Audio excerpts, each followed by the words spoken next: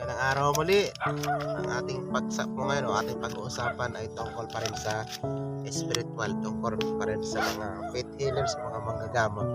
Ang akin pong itatampok ngayon tungkol sa tato kasi marami po ako nakikitang mga faith healer o mga manggagamot na sa mga YouTube channel nila na tagtag sila ng tato dito kung saan saan mga salita ng alihim na karunungan ng Diyos, pinapatato nila yung mga orasyon. So ang ating tanongin po ang Biblia kung papayag ba ang Diyos na ang kanyang mga salita ay ipatato natin sa ating mga katawan. Sana ho, wag naman hong masaktan yung mga faith healer na maraming tato. Kasi ako ho ay nagtuturo lamang. Kung halimbawa hindi ka pa faith healer, hindi mo pa alam ito, pinapatawad ko po ng Diyos niyan.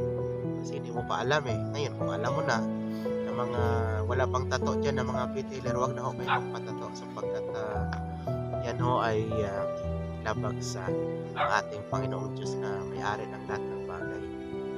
Kasi palagi nating naririnig sa kanilang mga video na galing daw sa Diyos ang kanilang kapangyarihan.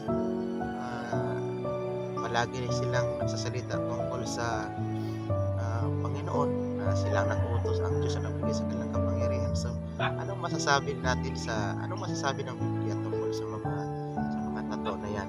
Kasi siguro kayo ng mga viewers, siguro sa inyo lang ako, kahit hindi lang ako pinapanood nyo, kundi mga ibang mga pinila, mga gamot na mahilig sa mga spiritual ay siguro nakikita nyo dito sa mga kamay, dito sa liig, sa dibdib, or saan pang parte ng katawan nakalagay yung tato.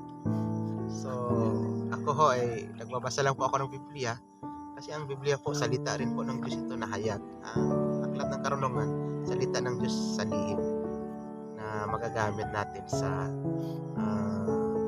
pagtulong sa ating kapwa na sinasaktan ng mga masamang espiritu. So ito po, huwag kayong magagalit sa babasahin ko kasi hindi akin to.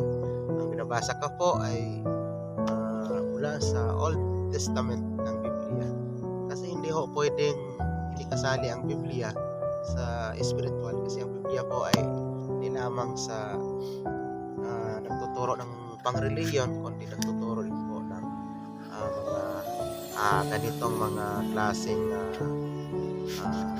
pamamaraan ng mga healer. Kasi ito po, basahin po natin. Maikli lang po ito, mga kaibigan natin, mga faith healer. Kung may tato na kayo, huwag nyo nang dagdagan kasi bawal po yan sa Bible. Kasi palagi po kang bibig natin, Diyos ang tumutulong sa atin. Anong sabi ng Diyos sa atin na nagbigay ng kapangyarihan sa atin? Kasi ang pinag-aralan ko po, matagal ko nang pinag-aralan to, mga 20 years na. Nabasa ko na ho lahat yung Bible ng King James Version. Ito po sundan nyo po kung may Biblia kayo dyan, na kahit anong Biblia. Leviticus chapter 19 verse 28. Ito po, makinig po kayo at sana huwag kayo magalit sa akin sapagkat ako lang ho ay namamalasakit sa inyo at gusto ko pong magturo kung ano yung tama dapat.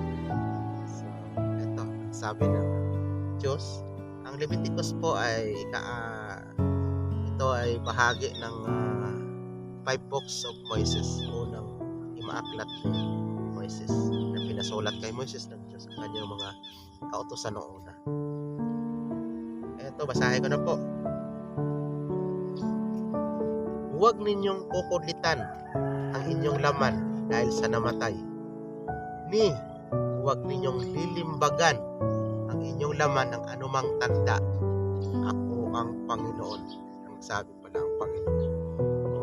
Ang Diyos natin, kapangyarihan sa lahat. Kaya sa mga faith healer na baguhan na nakikita nila sa ibang faith healer na may mga tato dito kung saan, huwag nyo nang ituloy.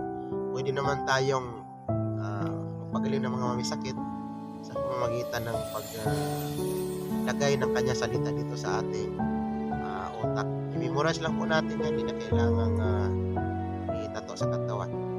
Ilalagay na lang natin sa ating isip at sa ating puso ang mga orasyon upang magamit natin sa kabutihan. Kasi ang katawan natin ay templo ng Diyos at ayaw niyang madumihan ang kanyang bahay. Susulat-sulatan mo kung ano diyang mga nakasulat na hindi maganda. Pangit ho sa paningin.